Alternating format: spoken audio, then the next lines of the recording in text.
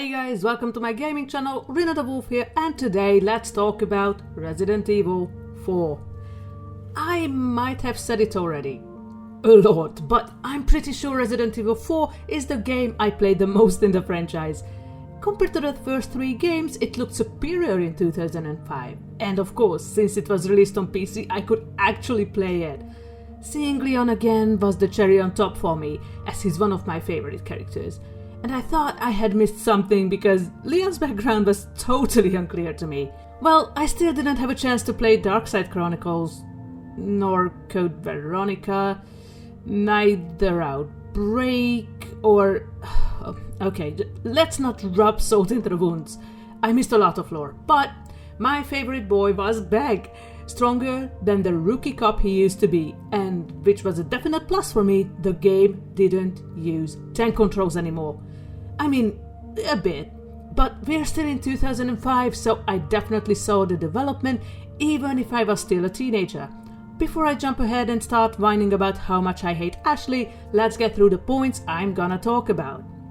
I'm gonna talk about the plot, the main characters, the bosses, and my own experience with the game, and I promise I will try to keep it short. At the end of the video, I'm gonna rate the following: plot, graphics, music, characters, and replay value. Please note that this is solely my opinion and impression of the game, and we can agree to disagree. Okay, that was another longer intro than intended, so let's just jump right in.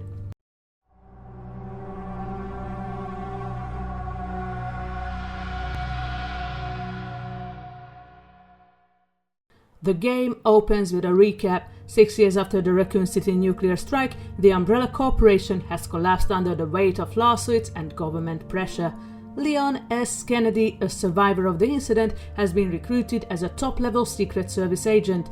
He is sent to a remote, mountainous region in Spain to locate Ashley Graham, the US President's daughter, who was abducted by an unknown group. Leon arrives with two local police officers who are quickly murdered by the villagers. These ganados are not the zombies we got used to in the previous games. They are intelligent, can use weapons, and scream in Spanish. During his investigation, Leon gets captured by the village chief, Torres Mendez, a giant of a man. Instead of being killed, Leon is injected with a Las Plagas parasite. He gets chained up with Luis Serra, a man claiming to be a former cop, but who is actually a brilliant biologist. Leon eventually finds Ashley locked in a secret room beneath the village church. He learns they have both been infected with the parasite, which will eventually hatch and turn them into mindless slaves of the cult leader, Osmond Sadler. After surviving a siege in a cabin and a battle with the lake monster Del Lago, Leon corners Torres Mendez in a barn. Mendez mutates into a centipede-like creature. Leon kills him and escapes the village with Ashley, heading toward a nearby castle for refuge. The refuge turns out to be the ancestral home of Ramon Salazar, a 20-year-old nobleman who looks like an old man due to his Plaga infection. He is a fanatical high priest of the Los Illuminados cult. Inside the castle, Leon is shocked to encounter Ada Wong, the spy he believed died in Raccoon City. Surprise!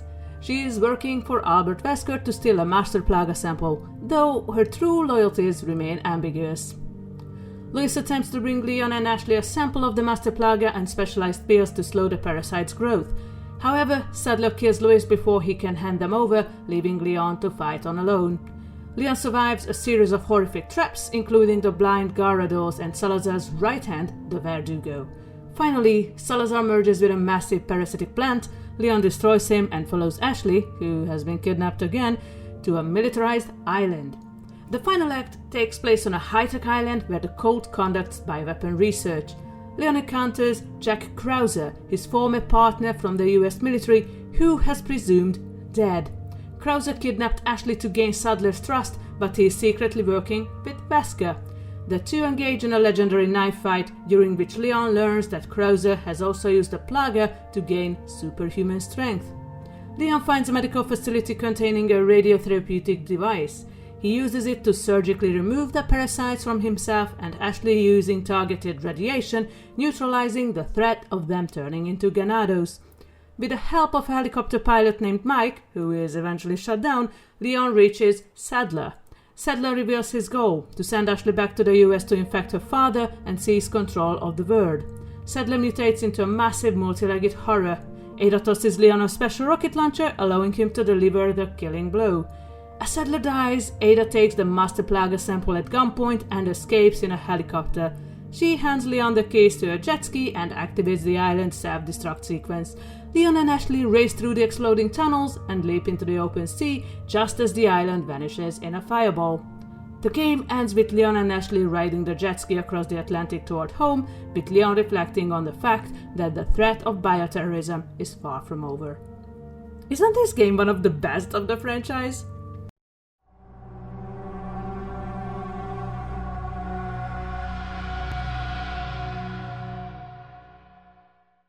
If you can't find the human you love to despise in this section, rest assured, chances are I put them in the bosses section. Okay, actually there are two honorable mentions I decided to leave out for now. One of them is Ingrid Hunnigan. Sure, I find her lovable and she helps Leon as much as she can, but once the connection is cut, she's out for the majority of the game. The other one is Wesker. Sure, he's my favorite Resident Evil villain, but he barely has any screen time. Fine, he has more in the Desperate Ways DLC, but if I make a video of that, I promise I will talk more about him. Okay then, let's see those characters.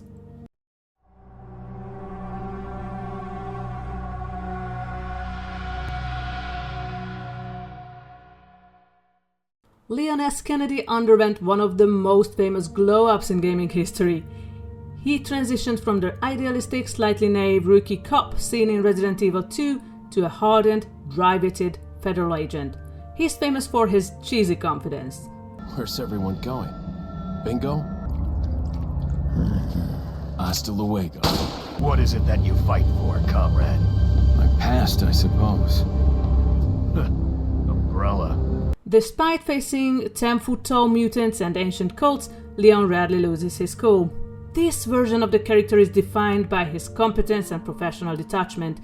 Leon's training with a secret government agency turned him into a one-man army. He is proficient in a massive variety of firearms and is a master of close-quarters combat, famously utilizing roundhouse kicks and suplexes to crowd control the Ganados. His knife fight with Jack Krauser is a serious highlight, establishing that he is just as dangerous with a blade as he is with a handgun. Leon's primary motivation is his sense of duty. He views himself as a protector, which is central to his relationship with Ashley. He treats her with a mix of professional urgency and older brother energy. He is focused entirely on the mission, famously turning down her overtime offer at the end of the game to maintain his professional boundaries. Despite his cynicism about the world and the government, he remains a fundamentally good person who refuses to leave one behind even at his own peril. Now, just a few words about his looks. His hairstyle became as iconic as his brown sheepskin flight jacket. Fun fact, I wanted a jacket like that back in 2005. Now, 20 years later, it's back in fashion, but well, I couldn't find one in size. That's what I call tough luck.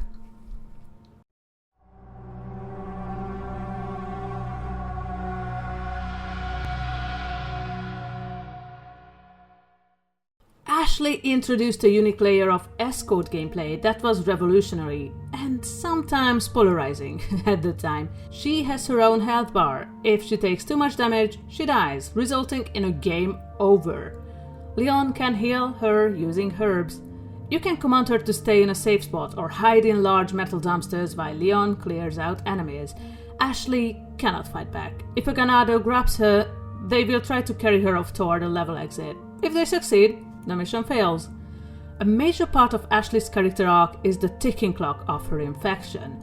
Throughout the game, she suffers from coughing fits and hallucinations, signaling that the plaga is growing. In the final act on the island, Leon finds a specialized radiotherapeutic device. He uses it to surgically remove the parasite from Ashley's body, and his own, finally freeing her from Sadler's influence. She is iconic for her orange plaid skirt and orange sweater, a look that fits the innocent collegiate archetype. I bet she chugs a couple beers though, on college parties. She develops a clear crush on Leon.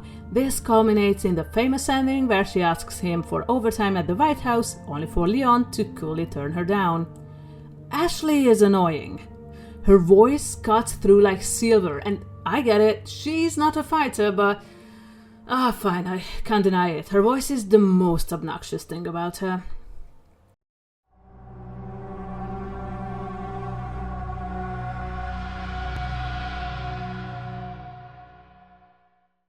Initially appearing as a mysterious, roguish figure, Louis becomes a vital source of information for Leon during his mission to rescue Ashley. When Leon first meets Louis, the Spaniard is being held captive alongside him by the villagers. Louis claims to be a former police officer from Madrid who was simply in the wrong place at the wrong time. He presents himself as a laid-back, sarcastic, good-for-nothing guy who loves to flirt and joke around, using this casual, somewhat flamboyant demeanor to downplay his intelligence and keep people from prying too deeply into his history. In reality, however, Louis is a brilliant biologist who was formerly a key researcher for the Los Illuminados cult. He was recruited by Osmond Sadler to work on the genetic modification of the Las Plagas parasite. Over time, he became disillusioned and horrified by the cult's true agenda, leading him to work against them from the inside. Despite his secrecy, he provides Leon his crucial context about the cult, the parasite, and their plans for world domination. He spent his time in the cult's facilities secretly developing treatments for the infection and conducting research into the parasite's weaknesses. Though they are often separated by the chaos of the village and the castle, Louis periodically reappears to assist Leon, often leaving behind research notes that explain the horrors they encounter. Louis's arc concludes in a pivotal moment at the castle. He successfully acquires a master plaga sample and creates suppression pills intended to halt the growth of the parasites inside Leon and Ashley. When he attempts to deliver these to Leon, he is intercepted and fatally wounded by Osmond Sadler. Before he dies, he manages to pass the suppression pills to Leon, which ultimately saves both Leon and Ashley from losing their autonomy, even though Louis himself does not survive to see the end of the mission. I've always found Louis a quirky and adorable character who was trying to get his redemption arc. Too bad he could never escape.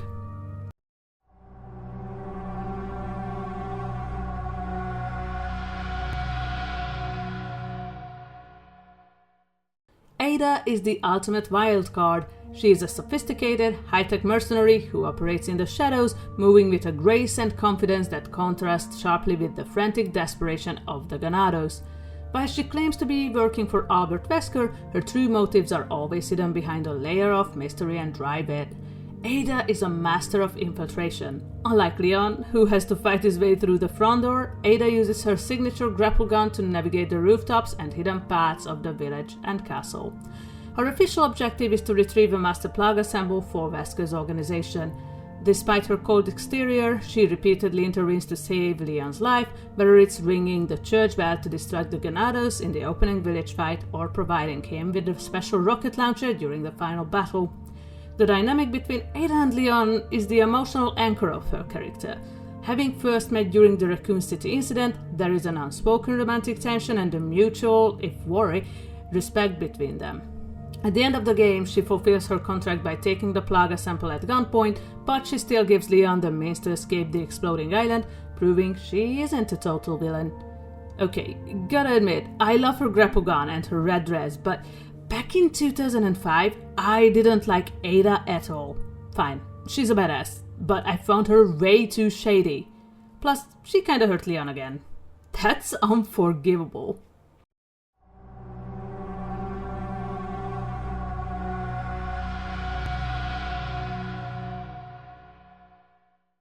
Resident Evil 4 was something else. We have a lot of different types of monsters Leon has to face, and even though I don't consider some of the big guys bosses, here are some shoutouts.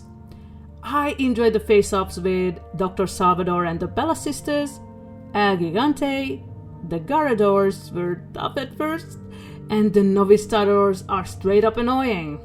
The Hammerganados and JJ's definitely spiced up the game, and oh, when I was a teen, Regeneradors and Iron Maidens gave me nightmares. Alright, it's clear. I love the game. Let's see the bosses then.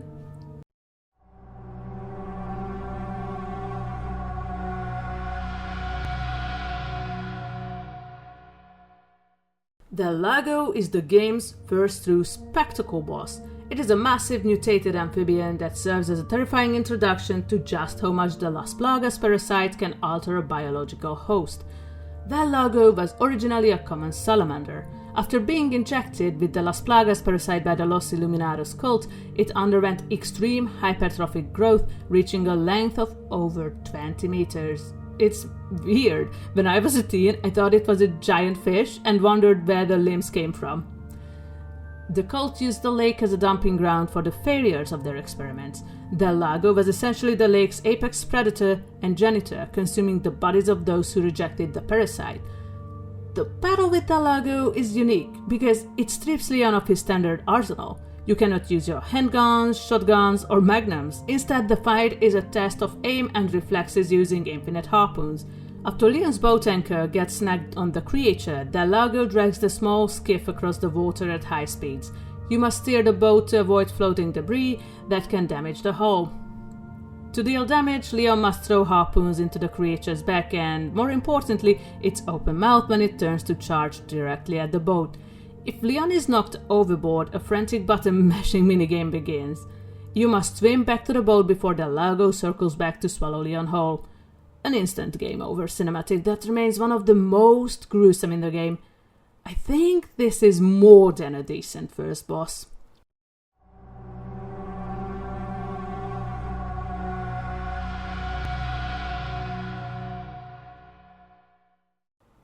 Bitores Mendes is the primary antagonist of the village arc. As the village chief, he serves as the bridge between the simple peasantry and the high-ranking members of the Los Illuminados cult.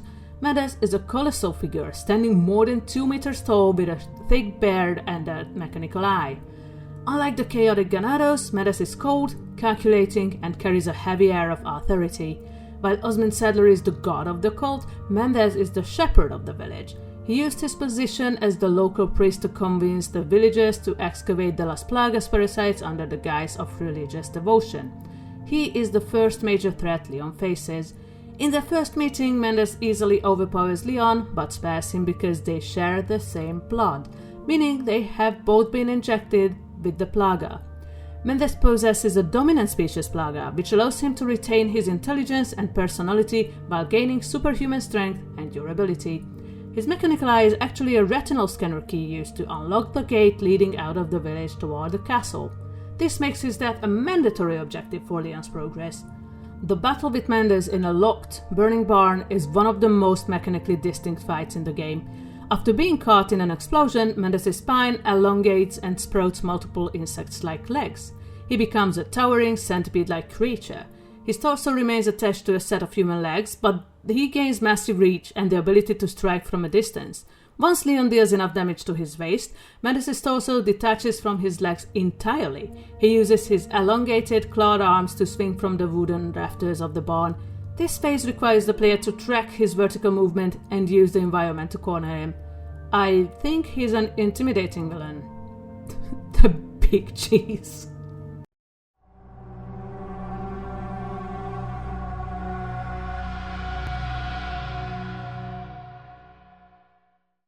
The Vertigo is one of the most feared and technically impressive enemies in the game. It serves as Ramon Salazar's personal bodyguard and represents the pinnacle of the cult's bioengineering. The Vertigo is the result of a horrific experiment where human DNA was combined with insect DNA and enhanced by the Las Plagas parasite. Salazar famously refers to the cloaked figure as his right hand. There were actually two Vertigos. One eventually merges with Salazar and the parasitic plant to form a massive boss, but the other is sent into the sewers to hunt Leon. Beneath its red and black ceremonial robes, the Vertigo has a sleek, obsidian-colored exoskeleton. It features a long, blade-tipped tail, glowing red eyes, and retractable mandibles. Its shell is nearly bulletproof, making it one of the most resilient bullet sponges in the game. The encounter with the Vertigo in the castle sewers is designed as a survival trial rather than a traditional fight.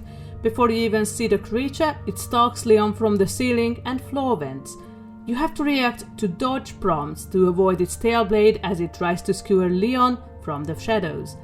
The Vertigo moves with extreme speed and is almost immune to damage in its normal state. To defeat it, players must utilize the liquid nitrogen tanks scattered through the hallway. When you knock over a tank as the vertigo passes, it becomes temporarily frozen. This is the only time its exoskeleton becomes brittle and vulnerable. While frozen, the creature takes massive damage from high-powered weapons like the broken butterfly or a rocket launcher.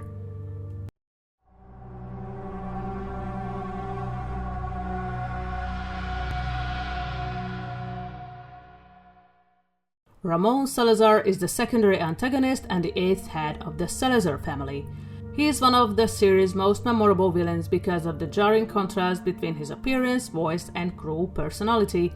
Despite his noble lineage, Salazar was easily manipulated by Osmond Sadler. Seeking power and belonging, he joined the cult and undid his ancestors' work, excavating the parasites to give them back to Sadler. Salazar was injected with a plaga himself. While he is only 20 years old during the events of the game, the parasite caused him to age prematurely, giving him the grey hair and wrinkled skin of an old man, though he maintained a high-pitched, childish voice. Salazar is a classic spoiled brat archetype pushed to a psychopathic extreme. He views the castle as his playground and Leon as an uninvited toy. He speaks in a grandiose, mock-Victorian style, often communicating with Leon via radio to taunt him. The confrontation with Salazar is one of the most visually striking boss fights in the game. Realizing Leon has dismantled his defenses and killed his right hand, Salazar retreats to a massive ceremonial chamber. Salazar and his remaining left-hand vertigo merge with a massive, ancient parasitic plant rooted in the castle. The resulting creature is a giant, tentacled monstrosity with a massive eye. Salazar himself is encased in a protective shell at the center of the creature's neck. To defeat him, Leon must damage the eye to force the shell open, exposing Salazar's vulnerable human body to detect fire. A rocket launcher will do.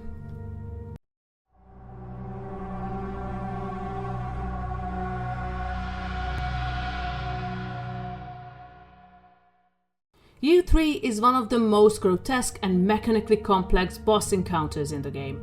Found deep in the island's underground basement, it represents a failed but terrifyingly powerful experiment that merges human, insect, and reptilian DNA.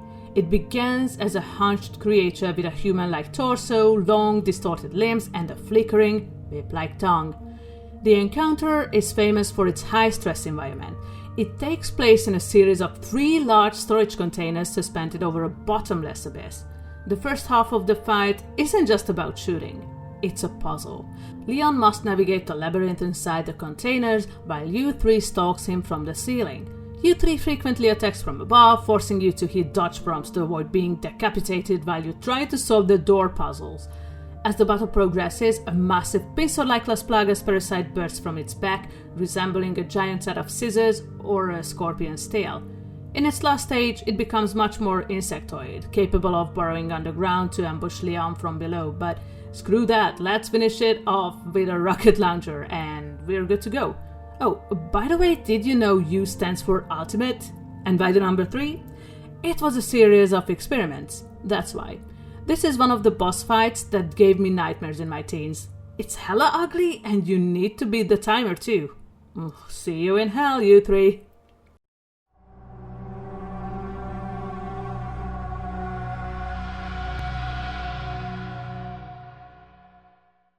Jack Krauser is the dark mirror to Leon. He is a former US Army SOCOM operative who was once Leon's partner and mentor, but he succumbed to the temptation of power offered by the Las Plagas parasite. Krauser was a highly decorated soldier who allegedly died in a helicopter crash in 2002. In reality, he faked his death to seek out Albert Wesker. During a mission in South America, Krauser became obsessed with the idea that the weak need biological enhancement to survive. Krauser infiltrated the Los Iluminados school to steal a master plaga sample for Wesker. To prove his loyalty to Sadler, he was the one who actually kidnapped Ashley Graham. Krauser is defined by his military discipline and his growing god complex. He views Leon with a mix of respect and deep resentment. He frequently refers to Leon as comrade, mockingly reminding him of their shared past while belittling Leon's naive sense of justice. Despite being a villain, he values strength above all else. He doesn't want to just kill Leon, he wants to prove his biological superiority. After a game of cat and mouse using submachine guns and explosive arrows, Krauser triggers his plaga. His left arm mutates into a massive, indestructible blade wing. His mutated arm serves as a shield that can deflect almost all gunfire, forcing Leon to aim for his legs to make him stagger. The fight ends on top of a tower rigged with C4. Leon must defeat Krauser and collect the final beast medal to escape before the explosive detonate. Not gonna lie, Krauser makes a good villain. His hunger for power truly amazes me, and his combat skills, just wow.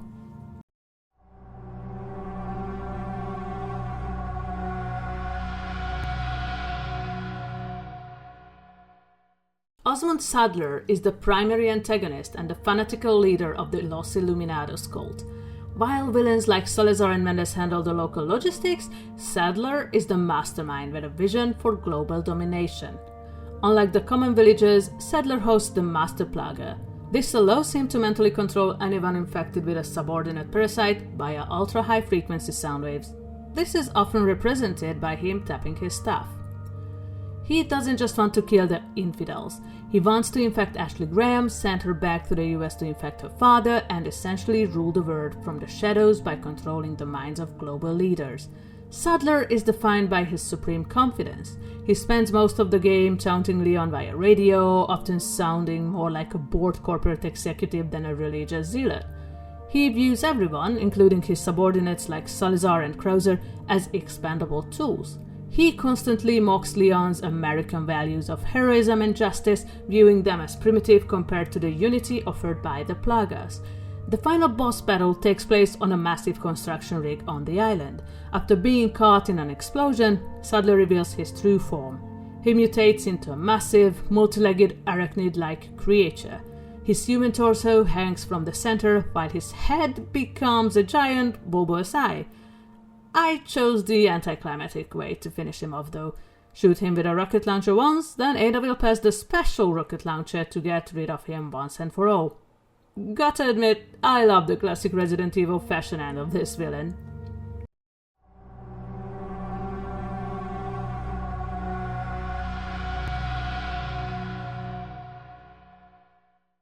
So, it's no secret this is one of my favorite games, not only in the franchise, but in general.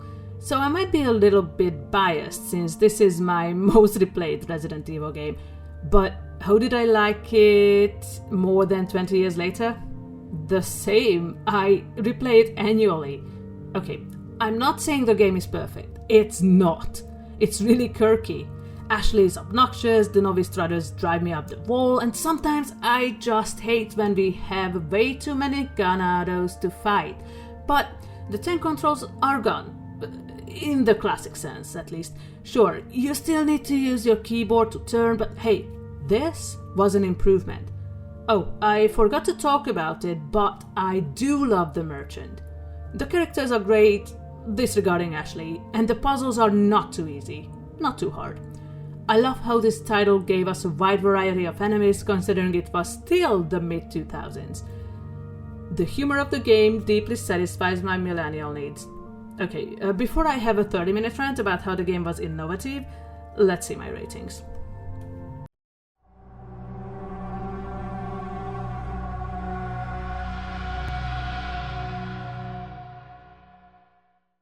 So, Leon is back, one of my favorite characters, and he's older, wiser, stronger, faster. Oh, hell yes! To be honest, I loved how we could take a break from regular zombies and the virus. The parasite element gives a new perspective, and the whole cult thing, it's phenomenal. Personally, cults give me the creeps. The whole another country kidnaps the president's daughter to use her in a master plan plot is brilliant, and gives it a realistic touch. Somewhat. Unlike previous games, this could not be finished in 3-4 hours and took several in-game days, and I was totally fine with that. Leon getting infected, giving him more emotional trauma by meeting his presumably dead crush, then facing his presumably dead comrade. It's cruel, but I loved it. Okay, so I found the plot great. I already talked about it a lot, so it's definitely a 5 out of 5. Compared to games of the time and the previous games of the franchise, this was cutting edge. I loved seeing the development in graphics, even though now, 20 years later, compared to the remake and the RE engine, it's far from perfect, sure. But hey, now the characters' mouths are moving in-game, and we don't have a huge graphical difference in cutscenes. We left FMVs in the past. Compared to Resident Evil 2 and 3, look at the facial expressions. I just wonder how grotesque the novice starters would look in the previous engine. Anyway, since I couldn't find anything negative in the graphics, I'm gonna give it a 5 out of 5. Okay, I'm gonna get this out of the way. I don't really like the safe room music in Resi 4. I can't point a finger at it.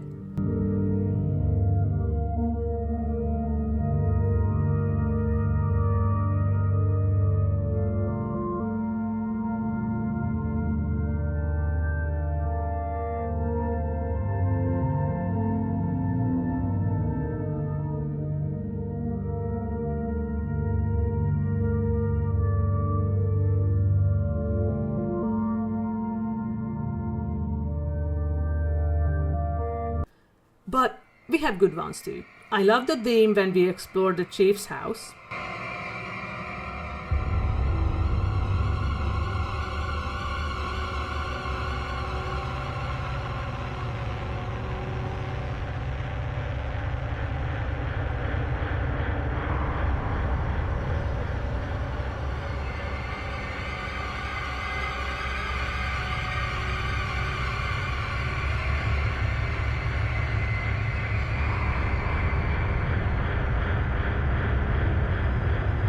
And when Leon starts exploring the castle, I'm in love with it.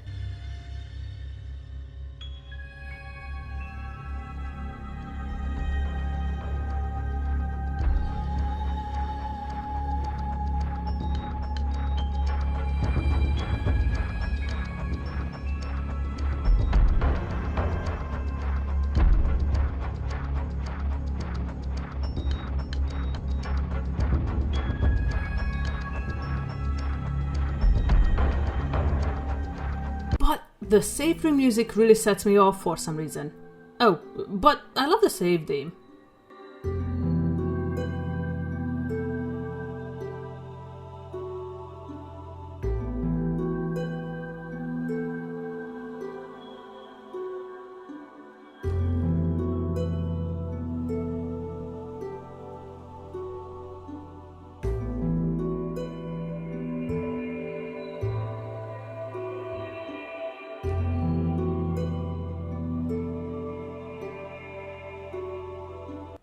So, it's an exception. I'm giving the music a 4 out of 5. Okay, fine. I'm gonna shut up about Leon. Besides him, we mostly have excellent characters. Lois and his hope for the redemption arc are something I particularly enjoyed, and I wished we could have learned more about him. His character is quirky, but he warms up my millennial heart and its screwed up sense of humor. I love hating the villains. Mendes is intimidating and just a guy who does his thing. Salazar is a brat and annoying at times, but his hunger for power compensates for it. And oh, yes, so does his infantility. The way he uses the castle as his playground is brilliant. Krauser. Even though I didn't know he existed, his villain arc to become stronger and get rid of the weak, phenomenal. And then we have Osmond Sadler and his little cults. I love his greed and master plan, and yeah, cults give me the creeps, but we have Ashley and her voice. I don't hate that she's just a girl. I hate how dependent she is.